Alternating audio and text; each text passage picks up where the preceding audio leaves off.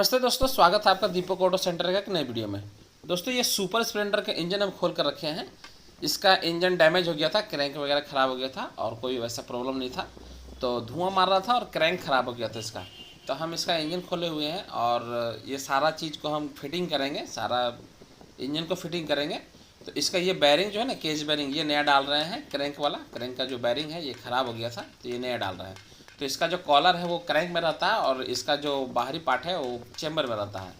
तो इसे हम ठोक कर बैठा ले रहे हैं क्रैंक को, और क्रैंक को बैठाने के बाद, बैरिंग को बैठाने के बाद बाकी चीज़ों को हम फिट करेंगे।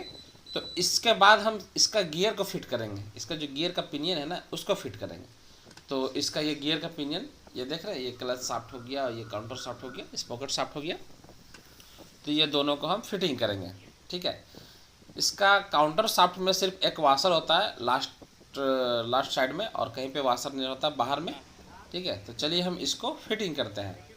तो इसको हम पहले लगा लेते हैं, दोनों को आपस में जोड़कर, और इसे फिटिंग कर लेंगे।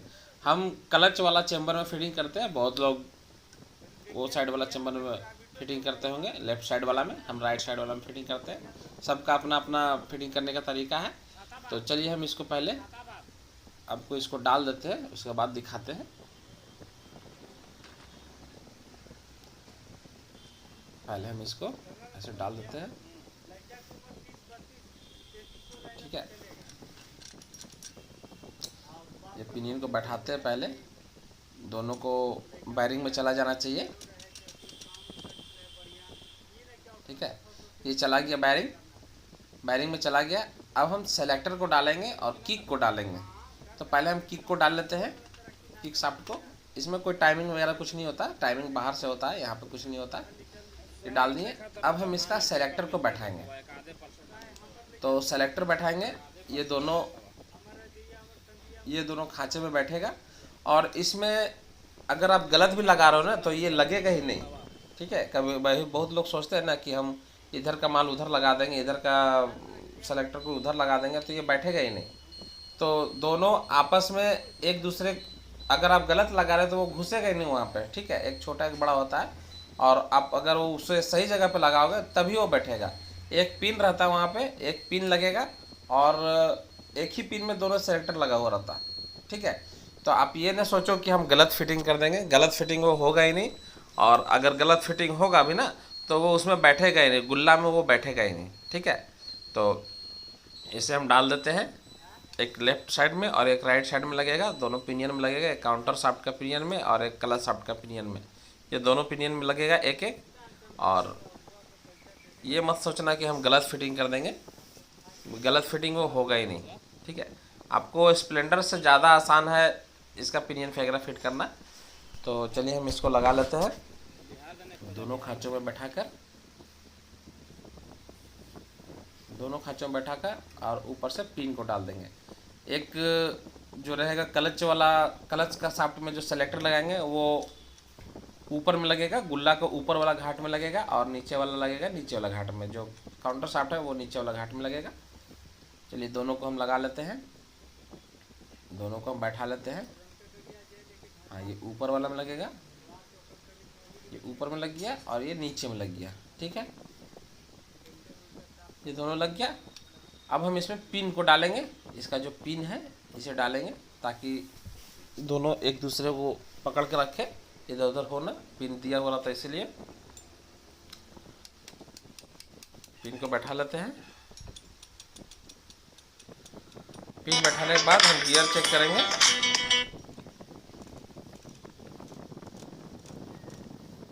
गियर सही काम कर रहा है, न्यूट्रल है, ठीक है। अब हम क्या करेंगे ना, इसमें क्रैंक को डालेंगे, क्रैंक को डालेंगे। और चलिए हम क्रैंक को डालते हैं। क्रैंक इजीली बैठ जाता है, हीरो होंडा का सारा क्रैंक वगैरह सब इजीली बैठ जाता है। कॉलर इसमें लगा हुआ, बैरिंग हम लगा दिए ना, तो कॉलर इसमें लगा हुआ। तो चलिए हम बैरिंग को, क्रैंक को डाल देते हैं। क्रैंक को डाल दिए। ये हमारा यहाँ पे सारा चीज़ कंप्लीट हो गया, ठीक है। ये पूरा सारा चीज़ कंप्लीट हो गया हमारा। अब हम इसमें क्या करेंगे ना, इसमें पैकिंग नहीं रहेगा, इसमें हम सुलेसन डालेंगे। सुलेसन मतलब रेसी बोर्ड जो हम लोग डालते हैं ना, वो यूज़ करते हैं, उसे हम डालेंगे।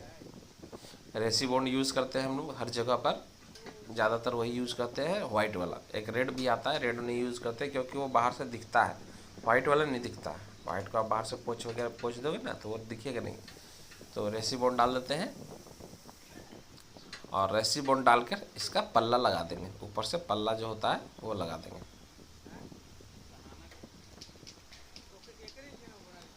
अच्छी तरीके से रेसी बॉन्ड लगा देंगे ताकि चेम्बर लीकेज न करे। अगर चेम्बर में कहीं इसका कॉलर में कहीं दाग है ना तो आप पैकिंग डालो, पैकिंग अलग से आता है लूज़, आप कोई कंपनी में लोगे ना तो उसमें पैकिंग आता है। अगर कॉलर में दाग है तो आपको पैकिंग ही डालना पड़ेगा, वो सुलेशन नहीं ठहरेगा, वो नहीं टिकेगा, ऑयल लीकेज करना पड़ेगा, लीकेज करने लगेगा। लेकिन अगर कॉलर में दाग नहीं है तो आप उसे ही यूज़ कर सकते हो। ठीक है, चलिए हम इसको कॉलर चेम्बर को बैठा देते हैं।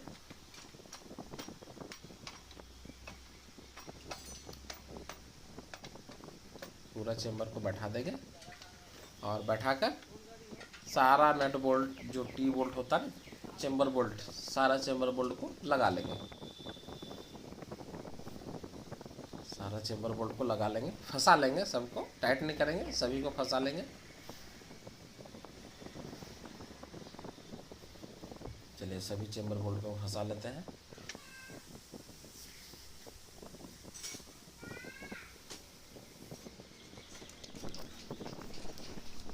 तो इंजन खोलकर फिटिंग करने में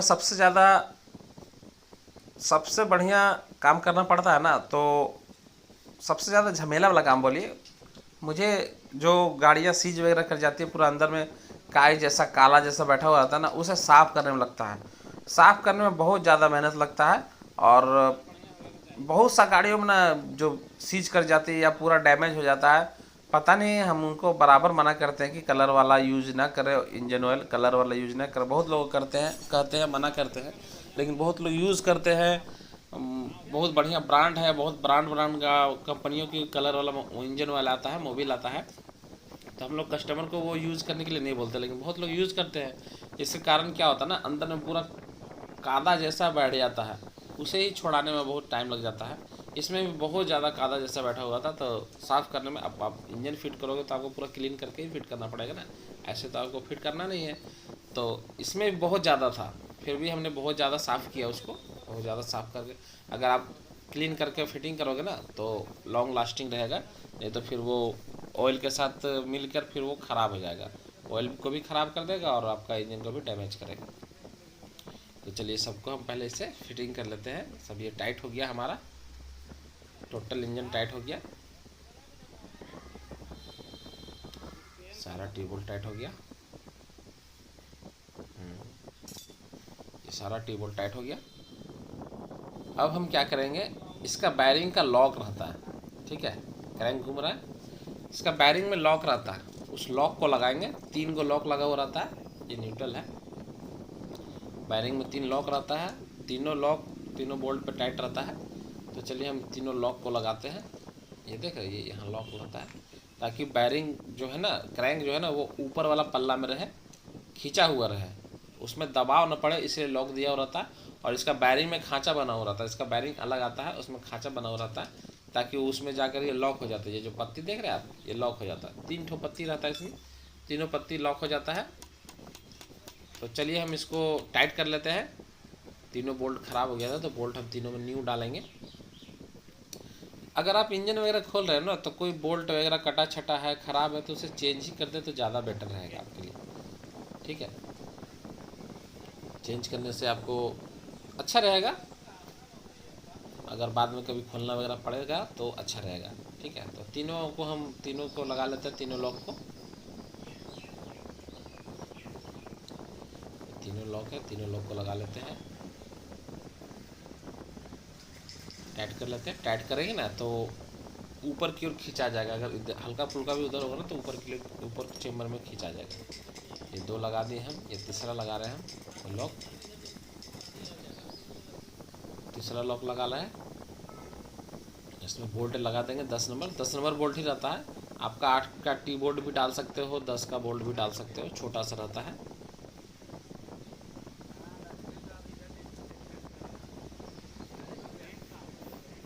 गया टाइट हमारा, तीनों टाइट हो गया हमारा, तीनों बोल्ट टाइट कर लिए।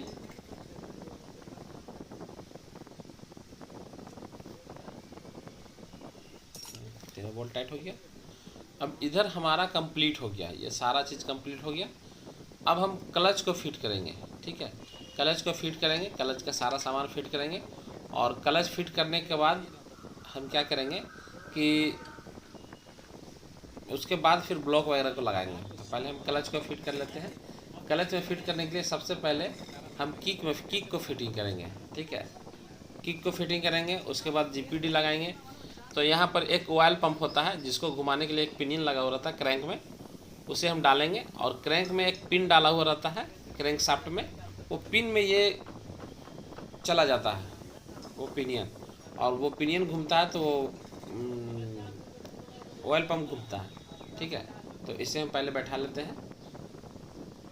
ये अभी ग्रुप में बैठा नहीं है, उसका घाट में बैठा नहीं है, उसमें नहीं बैठेगा तो घूमेगा नहीं, और घूमेगा नहीं तो क्या ऊपर वाला पिनियन भी नहीं घूमेगा, बैठेगा ही नहीं। इसे पिन के सेंटर में लगाकर हम इसे बैठा लेंगे। पिन के सेंटर में लगाकर हम इसको बैठा लेते हैं। ये हो गया। अब हम ये फिटिंग हो गया। ये ऑयल पंप को यही घुमाता है, ये जो चक्री है ना, ये ऑयल पंप को घुमाता है, ठीक है। ये देख रहे हैं ऑयल पंप घूम रहा है, ये बैठ गया तो ऑयल पंप घूम रहा है। अगर ये बैठेगा नहीं सही से तो ऊपर से जीपीडी भी नहीं बैठेगा, ठीक है।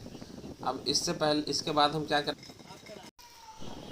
उसे लगाने के बाद उसके बाद हम ये डालेंगे, ये पिनियन को डालेंगे जो कि स्टॉपर होता है, किक का स्टॉपर होता है। इसे डालने के बाद हम स्प्रिंग डालेंगे, ठीक है। स्प्रिंग वो स्टॉपर में बैठ जाता है। और उसके बाद हम इसमें एक बूस्ट डालेंगे प्लास्टिक का, ठीक है, और प्लास्टिक का बूस्ट डालेंगे। और ये अपने ये जो स्प्रिंग का नीचे का भाग है वो स्टॉपर में लगेगा और ऊपर का भाग चेम्बर में। ये इजीली फिट हो जाता है, स्प्लेंडर से भी इजीली फिट हो जाता है ये, ठीक है। ये देख रहे हैं ये इजीली फिट हो गया। अब हम इसमें गियर शाफ्ट को डालेंगे। गियर शाफ्ट को डालते हैं, गियर शाफ्ट लग गया। और गियर शाफ्ट लग गया, उसके बाद गियर डॉग को डालेंगे। गियर डॉग को डाल देते हैं। और ये बूस्ट हो गया क्लच वाला, डिस्टेंस बूस्ट, क्लच होजिंग को ऊपर करके रखता है ये क्लच डिस्टेंस बूस्ट हो गया। ये यहाँ पर एक वाशर लगेगा, मोटा सा वाशर, जीपीडी के ऊपर एक मोटा सा वाशर लगेगा। उसके बाद हम यहाँ पर गियर डॉग को लगाएंगे, ठीक है। इसमें एक स्प्रिंग रहता है नीचे से, और इसका clutch plate, clutch centre, hub सब चेंज करेंगे। ये तीनों ख़राब है, तो सबसे पहले हम डॉग को लगाते हैं यहाँ पे। डॉग को लगा कर टाइट करते हैं।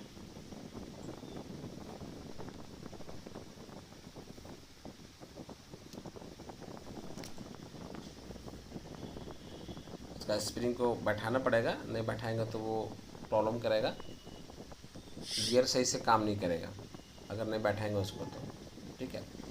तो उसको उस खांचे में बैठा देना। वो थोड़ा सा आपको मैं आपको दिखा दूंगा, अभी बैठा लेते हैं, उसके बाद मैं आपको दिखा दूंगा। आपको सिर्फ हाथ ही दिख रहा होगा, प्रोजेक्ट दिख रहा होगा, मैं आपको दिखा दूंगा चूँकि हाँ यहाँ पे लगा हुआ है, देख रहे हैं आप, ठीक है। स्प्रिंग बैठ गया और इसे हम खींचकर गुल्ला में बैठा देंगे, ऐसे खींचकर उस जगह पे बैठा देंगे।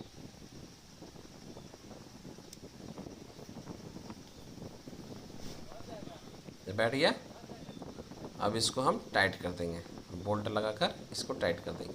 इसमें 10 नंबर का बोल्ट लगा हुआ होता है, इसे हम टी बोल्ट से टाइट कर देंगे। ये हो गया टाइट, टाइट हो गया। अब हम इसको खींचकर और उसे जगह पे बैठा देंगे, है ना, बैठ गया ये, और ये टाइट हो गया। तो इधर हमारा सारा काम कंप्लीट हो गया। ये काम कर रहा है, अप डाउन कर रहा है, पेचकस हम चेक कर लेंगे अप डाउन कर रहा है कि नहीं कर रहा। तो ये सारा चीज़ कंप्लीट हो गया इधर। अब हम इसको फिल्टर जाली को लगा लेते हैं। ये ऑयल फिल्टर हो गया, इसे तो मस्ट है चेक करना, नहीं चेक कीजिएगा तो फिर प्रॉब्लम होगा। और उसके बाद हाउसिंग को बैठा लेते हैं, ठीक है। उसके बाद यहाँ पर बूस्ट डालेंगे, क्लच बूस्ट रहता है किसमें, हाउसिंग डालने के बाद यहाँ पर एक क्लच बूस्ट रहता है, क्लच बूस्ट को भी डाल देंगे। एक नीचे में डिस्टेंस बूस्ट रहता है, ये याद रखेंगे, नीचे में डिस्टेंस बूस्ट रहता है और उसके बाद क्लच का बूस्ट अलग होता है। यहाँ पर की रहता है एक, जैसे मैग्नेट की लगा हुआ रहता है ना, उसी तरह यहाँ पर एक की लगा हुआ रहता है और उसी की में जीपीडी चलता है, इसका क्लच पिनियन जो होता है उसी की में चलता है, लॉक रहता है वो। तो चलिए हम इसको लगा लिए लॉक को, उसके बाद जीपीडी को लगा देते हैं। जीपीडी को हम लगा दिए, हो गया। अब इसमें हाउसिंग डाल लेते हैं।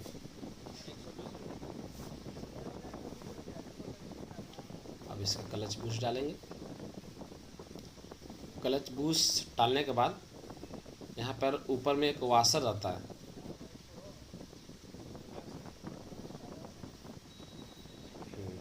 ठीक है। यहाँ पे एक ऊपर में वाशर रहता है, वाशर पता नहीं किधर है।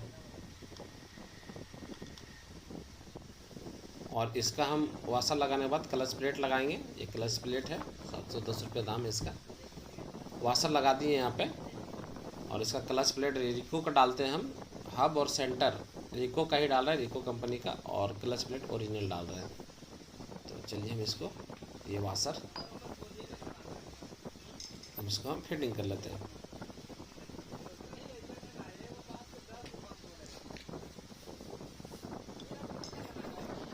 क्लच प्लेट को फिटिंग कर लेते हैं।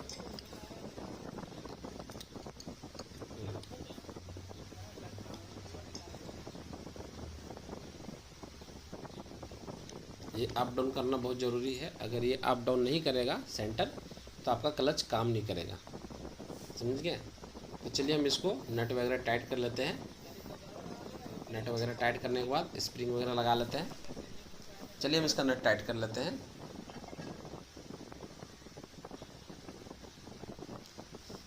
नट टाइट कर लेते हैं, उसके बाद उसका ऊपर का स्प्रिंग वगैरह लगा लेते हैं, ठीक है। नट को हम टाइट कर दिए हैं और इसका स्प्रिंग 6 स्प्रिंग डालेंगे और 3 बोल्ट डालेंगे।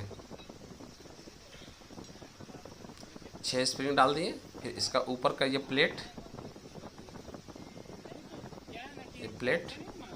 और इसमें 3 बोल्ट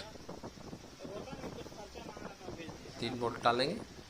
10 नंबर का बोल्ट आता है इसमें।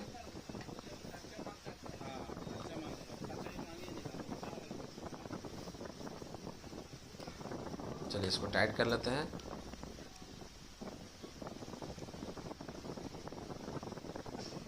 ओ, इसमें थ्रेड ही नहीं है, सॉरी, बगल वाला में लगेगा, मतलब कि एक में तो रहता है, एक में नहीं रहता है। हाँ, इसमें लगेगा, इसमें टाइट कर लेते हैं।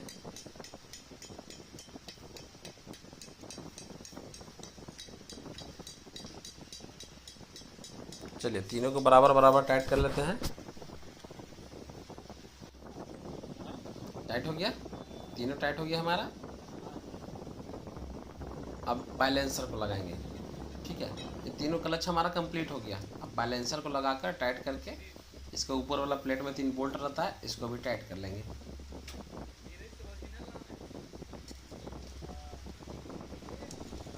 फुल टाइट कर लेंगे क्योंकि बहुत स्पीड में घूमता है ये।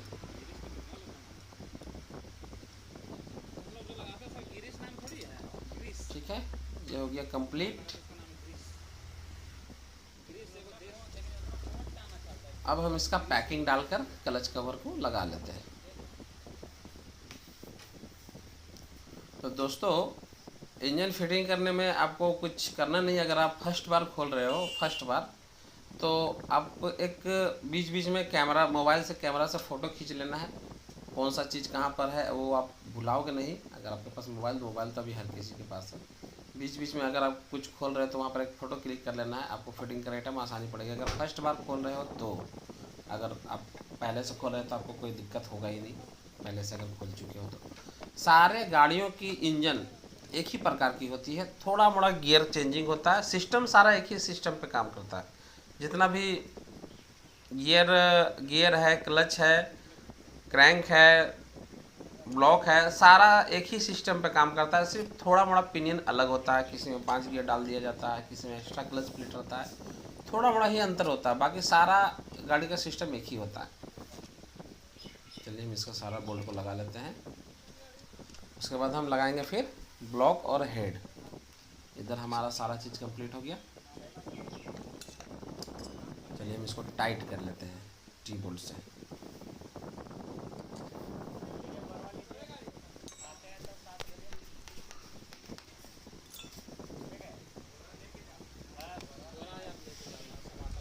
चलिए सब टी बोल्ट, सारा टी बोल्ट टाइट कर लेंगे।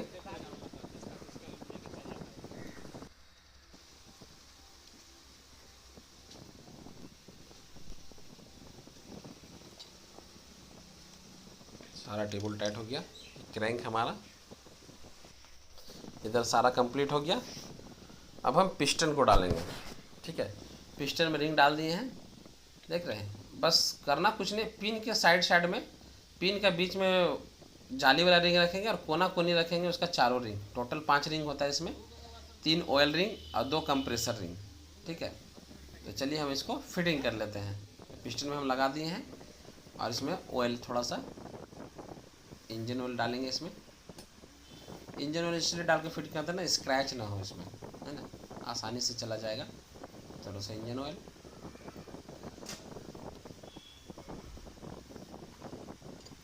उसके बाद ब्लॉक में थोड़ा सा ऑयल डाल देंगे और इसे पिस्टन को डाल देंगे, इजीली डाल देंगे।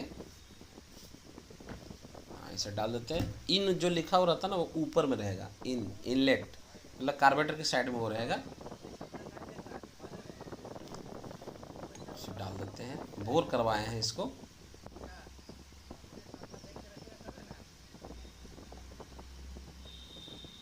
ठीक है, और आसानी से ही चल जाता है, इससे कुछ बहादुर नहीं करना है, कुछ टूल्स वगैरह लगा कर दाबने नहीं। कभी कभी दाबने के चक्कर में रिंग खराब हो जाता है,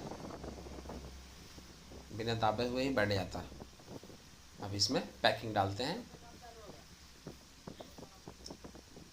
पैकिंग डाल दिए और इसमें 2 डोवेल लगा हो रहता है, लोहा का पतला बूस रहता है 2 स्टेक में, ये ध्यान रखिए वो लगा हुआ होना चाहिए। अब हम इसको लगाते हैं स्टेक में। ठीक है, लग गया। अब पिन को डालते हैं, इसको ऊपर कर लेते हैं, थोड़ा बीच में कर लेते हैं पिन को और डालते हैं स्टेक को। पिन को ठोकते हैं, बीच में कर लेते हैं। हाँ, अब ये जाएगा पिन, चला गया पिन। अब हम इसको थोड़ा सा अंदर करके लॉक को लगा लेंगे। पिस्टन पिन का जो लॉक होता है ना, इसे लगा लेंगे। बहुत सी 1-2 गाड़ियाँ हम ऐसा खोले हैं ना जिसमें पिस्टन पिन लॉक लगा हुआ नहीं है और पूरा ब्लॉक को एक साइड से घिस देता है। वो कुछ गाड़ियाँ खुली है हमारे पास, होता है मिस्टेक से लगाने वक्त छटक गया, ध्यान नहीं दिया कि लगा हुआ है नहीं लगा हुआ, भूल जाता है। मैकेनिक लोग भूलता भी तो बहुत है ना, टेंशन इतना रहेगा, भूलेगा नहीं क्या। ठीक है, अब हम इसको अंदर कर लेते हैं। ठीक है, ये चला गया अंदर। अब इसको ऊपर कर लेते हैं 19 नंबर रिंच से। 19 नंबर रिंच लगाकर इसको घूमेंगे, ये घूम नहीं रहा हाथ से, ऑयल है ना स्लिप कर रहा है। 19 नंबर रिंच लगा के इसको ऊपर कर लेंगे। 19 नंबर से इसको पिस्टन को ऊपर कर लेते हैं। हाँ, ये पिस्टन ऊपर हो गया, पिस्टन टॉप में चला गया। ठीक है, अब हमको इसका टाइमिंग वगैरह मिलाने की कोई ज़रूरत नहीं है, ये टॉप में चला गया और यहीं से हम हेड लगाकर और टाइमिंग को, इस पॉकेट लगाकर टाइमिंग को फिटिंग कर देंगे। अब हम इसको यहाँ पर टाइमिंग चेन लगाएंगे, गाइड लगाएंगे। ये टाइमिंग चेन, नया टाइमिंग चेन है।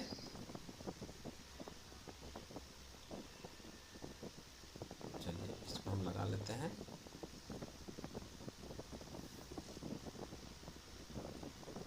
यहाँ लग गया इस पॉकेट में। अब इसमें गाइड, 2 गाइड लगेंगे, एक नीचे एक ऊपर, 2 गाइड लगेंगे। ये ऊपर वाला गाइड है, चलिए इसे हम लगा लेते हैं। ये लग गया। अब नीचे वाला गाइड, ऊपर में गाइड लग गया, अब एक नीचे में गाइड लगेगा। इसका बोर्ड लगा लेते हैं, एक पत्ती लगा हुआ रहता है जिससे गाइड बाहर ना आए। ठीक है, और इसे टाइट कर लेते हैं। 10 नंबर बोल्ट,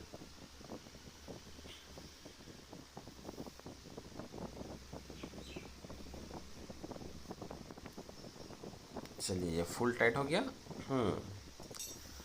अब इधर सारा चीज़ हमारा कंप्लीट हो गया। अब हम यहाँ पर नीचे वाला गाइड लगाएंगे। अब हम यहाँ पर नीचे वाला गाइड लगाएंगे। हाँ, ये नीचे वाला गाइड लगा रहे हैं। ठीक है, ये हो गया। अब हम हेड को फिटिंग करेंगे पैकिंग लगाकर। स्पॉकेट अभी ये लगा ले रहे हैं, हेड को डायरेक्टली डाल देंगे और फटाक से इसको कैमशाफ्ट में डाल देंगे। चलिए अब हम हेड को फिटिंग करेंगे। यहाँ पे हमारा सारा काम हो गया। अब हम हेड को फिट कर लेते हैं। स्पॉकेट को लगा दिए हैं, देख रहे हैं। टाइमिंग मिलाने की कोई आवश्यकता नहीं हमको, टाइमिंग मिला दिए, अभी भी मिला दिए। और हेड को फिट करेंगे। सबसे पहले हम पैकिंग लगा लेते हैं। हेड फिट करने से पहले हम पैकिंग लगा लेते हैं, और पैकिंग में हम कुछ सुलेशन बॉन्ड वगैरह कुछ भी नहीं डालेंगे। चलिए हम सुलेशन विदाउट सुलेशन के हम इसे लगा लेते हैं। जब पैकिंग को हमें पुराना पैकिंग को दोबारा यूज़ करना पड़ता है ना, तब हम सुलेशन वगैरह यूज़ करते हैं, या कहीं ऐसा लगता है कि लीकेज करेगा तो हम यूज़ करते हैं। देखिए हेड वगैरह पूरा कंप्लीट है, रॉकर वगैरह सब कंप्लीट करके रखे हैं, वाल कंप्लीट लगा कर रखे हैं, वाल नया लगा हुआ है ना। अब हम इसको फिटिंग करते हैं। बस कुछ करना नहीं है, गाइड स्पॉकेट को घुसा देना है, और गाइड थोड़ा सा पकड़ेगा तो गाइड को थोड़ा सा नीचे करके और उसे अंदर कर देना है ना। तो फटाफट से कर लेते हैं इसको। ये फंस रहा, गाइड हमारा फंस रहा। गाइड को थोड़ा सा नीचे करेंगे, स्पॉकेट को थोड़ा सा ढीला छोड़ेंगे ताकि चैन नीचे हो और गाइड फंसे ना। चलिए घुस गया, गाइड को नीचे किए, घुस गया। अब हम क्या करेंगे ना कि स्पॉकेट को फंसा लेंगे और ऊपर का चारों बोल्ट को हम लगाएंगे। तो पहले हम स्पॉकेट को फंसा लेते हैं। स्पॉकेट फंसा लेते हैं, स्पॉकेट को कैमशाफ्ट में चढ़ा लेते हैं, और चढ़ाने के बाद ऊपर का चारों बोल्ट को हम कस लेंगे वाशर डाल के। ठीक है, तो ये यहाँ टाइमिंग मिला हुआ है, देख रहे हैं टाइमिंग मिला हुआ है। अब हम इसको सेंटर कर लेते हैं और इसका 8 का जो छोटा बोल्ट रहता है इसमें, टी बोल्ट, वो लगा लेंगे। ये कंप्लीट हो गया हमारा, इधर सारा चीज़ कंप्लीट हो गया। अब सिर्फ हमें बोल्ट लगाना है। ऊपर में 4 वाशर और 4 बोल्ट, हर नट, बोल्ट नहीं सॉरी नट, तो 4 नट, 1 वाशर और 1 नट, चारों में लगा लेंगे। चारों में वाशर और नट लगाने के बाद स्पॉकेट में भी हम नट लगाएंगे, स्पॉकेट में बोल्ट लगाएंगे। नट और बोल्ट में कंफ्यूज हो जाते हैं हम, तो स्पॉकेट में हम बोल्ट लगाएंगे। तो सबसे पहले हम हेड का सभी बोल्ट को हम कस लेते हैं, फंसा लेते हैं चारों बोल्ट को। ऊपर में पैकिंग वगैरह नहीं होता है स्प्लेंडर के जैसा, बस आपको वाशर का ध्यान रखना है, वाशर देना है, नहीं तो लीकेज करेगा ऑयल। तो चलिए हम इसको 2 को टी बोल्ट यहाँ पर लगेगा, इसे फंसा लेंगे, सभी बोल्ट को फंसा लेंगे, उसके बाद ही टाइट करेंगे। तो इसको भी फंसा लेते हैं, सबको फंसा लेते हैं, उसके बाद टाइट करेंगे। बारी बारी से सबको अटैच कर देंगे, उसके बाद उससे टाइट करेंगे। तो सब फंस गया। अब सबको हम रेंच से, टूल से टाइट करेंगे। ये दोनों बोल्ट भी यहाँ चेम्बर में फंस गया। ये जो दोनों बोल्ट है, ये अगर आप ऊपर वाला 4 बोल्ट टाइट करने के बाद कसोगे ना, तो ये सेंटर आउट हो जाएगा। इसलिए पहले इसे फंसा लेना ज़्यादा ज़रूरी होता है, दोनों बोल्ट को। 8 का टी बोल्ट होता है, बड़ा होता है, लंबा होता है। और इसके बाद हम सारे ऊपर वाला 4 को जो 12 नंबर बोल्ट है, नट है, उसको कस लेते हैं। ठीक है, सबको कस लेंगे, चारों को कस लेंगे बारी बारी से।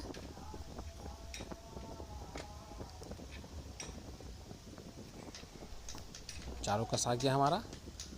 ऊपर नीचे राउंड कट, कोना कोनी टाइट करेंगे, पहले ऊपर और ऐसे नीचे तिरछा टाइट करेंगे। हाँ, ये टाइट हो गया, ये भी टाइट हो गया। अब टी को टाइट करेंगे, टी रेंच से टी बोल्ट को, दोनों को टाइट कर लेंगे। चूँकि हमारा उधर टाइट हो गया तो अब इधर भी टाइट कर लेते हैं। ये सारा हमारा इधर कंप्लीट हो गया, ठीक है।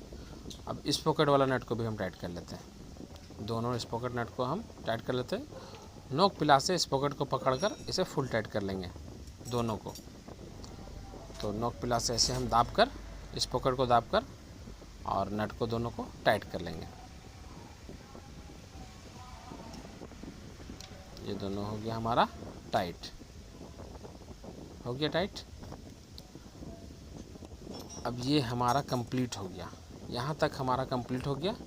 अब हम इसका कैप लगाएंगे, पैकिंग डालकर कैप लगाएंगे और इसका मैग्नेट वगैरह का लगाएंगे। बाकी इधर हमारा सारा चीज़ कंप्लीट हो गया, क्लच हेड वगैरह सारा चीज़ कंप्लीट हो गया। अब हमारा 90% इंजन कंप्लीट हो गया, ठीक है। अब हम इसमें पैकिंग डालकर इस कैप को भी लगा लेंगे। पैकिंग डाल दिए, अब इस कैप को भी हम लगा लेते हैं। उधर से 10 नंबर का बोल्ट, लंबा बोल्ट होता है, टाइट करते हैं इसको, ठीक है। हुमच के टाइट नहीं करना है। जो बोल्ट को हम टाइट करेंगे ना टी रेंज से, तो उसे हुमच के टाइट नहीं करना, नहीं तो ये स्लिप कर जाता है, टूट जाता है। तो हाथ से ही टाइट करते हैं तो ज़्यादा बेटर रहता है। जितना भी नट बोल्ट है हाथ से टाइट करेंगे तो ज़्यादा समझ में आता है कि कितना टाइट रखना है, नहीं रखना है। और इधर हमारा सारा इंजन कंप्लीट हो गया। अब हम क्या करेंगे, इसका मैग्नेट को लगाएंगे, वन वे बेयरिंग वगैरह को लगाएंगे, ठीक है। तो इधर तो हमारा कंप्लीट है मैग्नेट साइड, सिर्फ मैग्नेट को टाइट करना है हमको। तो चलिए हम मैग्नेट को टाइट कर लेते हैं और टाई फिट को सेट कर लेते हैं। चलिए हम टाई फिट को सेट कर लेते हैं, आपको दिखाते हैं। टाई फिट जो लूज़ है उसे टाइट कर लेंगे, जो टाइट है उसे लूज़ कर लेंगे अपना आवश्यकता अनुसार। क्योंकि हम लोग टूल से नहीं करते, हम लोग का आदत हो गया हाथ से टाइट करने का। टूल्स का इस्तेमाल वो लोग करते हैं जिनको आदत नहीं होता है या जिन्हें दिखाना होता है कस्टमर को कि हम टूल से टाइट कर रहे हैं, फिलर गेज से टाइट कर रहे हैं। ऐसा नहीं है, हम लोग को आदत हो गया, इतना हम लोग इंजन ही कंप्लीट करते हैं ना कि हम लोग को आदत हो गया कि कितना टाइट करना है, कितना लूज रखना है, ठीक है। तो हम अपना आवश्यकता के अनुसार इसको कर लेते हैं टाइट। अगर आपको आइडिया नहीं है तो आप फिलर गेज का इस्तेमाल कर सकते हैं। अगर आपको आइडिया है, बराबर आप करते हैं, तो उस सब का इस्तेमाल करना कोई आवश्यकता नहीं। बहुत जगहों पर टूल्स का इस्तेमाल हम लोग नहीं करते हैं क्योंकि हम लोग को आदत हो जाता है काम करते करते, ठीक है। तो दोनों टाई फिट को एडजस्ट कर लेते हैं। दोनों टाई फिट को एडजस्ट करके टाई फिट कैप को फिटिंग कर लेंगे ताकि हमारा आगे का सारा चीज़ कंप्लीट हो जाएगा, ठीक है। तो ऊपर वाला कंप्लीट हो गया हमारा, नीचे वाला कर लेते हैं। अप डाउन प्ले नहीं होना चाहिए, ये ध्यान रखें, अप डाउन प्ले नहीं होना चाहिए। और नीचे वाला जो है ना हल्का सा प्ले रहेगा, ऊपर वाला एकदम प्ले नहीं रहेगा। अप डाउन साइड प्ले होना चाहिए, मतलब फ्री प्ले होना चाहिए। ऐसा नहीं कि टाइट होना चाहिए, फ्री प्ले होना चाहिए। और नीचे वाला हल्का प्ले होगा। तो ये हो गया हमारा टाई फिट कंप्लीट हो गया। टाई फिट वगैरह सारा चीज़ एडजस्ट हो गया। अब हम इसका कैप को लगा लेंगे, टाई फिट कैप को, और मैग्नेट को लगाएंगे यहाँ पे, है ना। टाई फिट कैप को लगाने के बाद मैग्नेट को लगाएंगे, उसके बाद पैकिंग डालेंगे। पैकिंग लगा हुआ है, सॉरी पैकिंग नया नहीं डालेंगे, पैकिंग पुराना वाला चलेगा। पुराना वाला एक जरा पैकिंग फटा हुआ नहीं है। टेंशनर को खोल दिए हैं, उसका स्क्रू लगा लेते हैं, टेंशनर का स्क्रू लगा लेते हैं एक तो।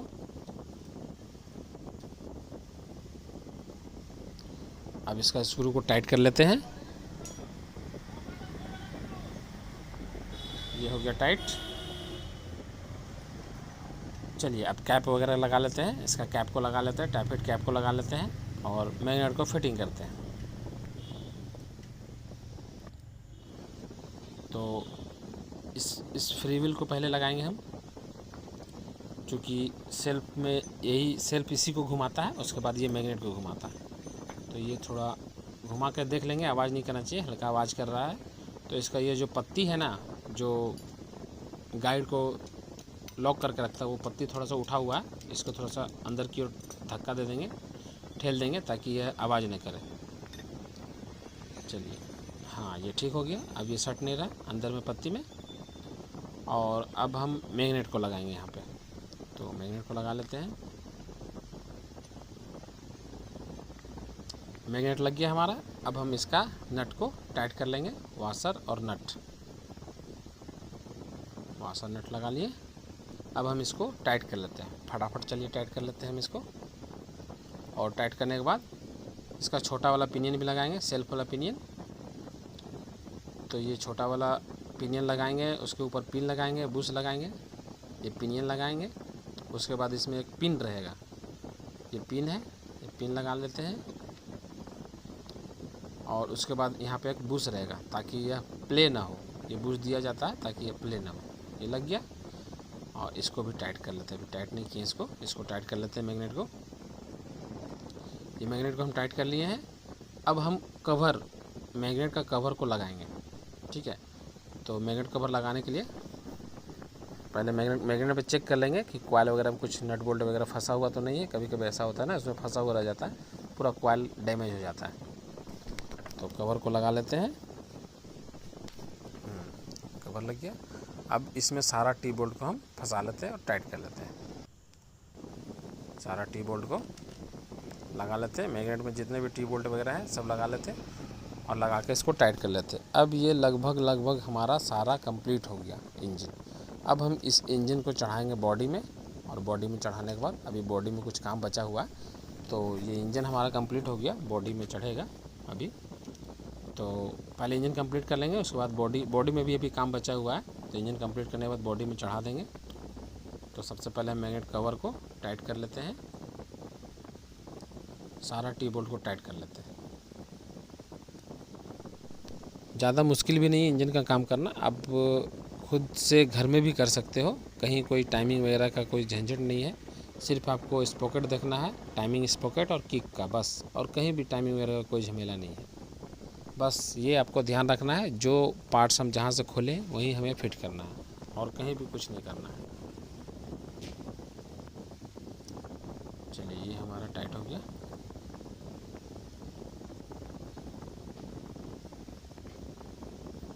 सारा टी बोल्ट बारी बारी से टाइट कर लेंगे।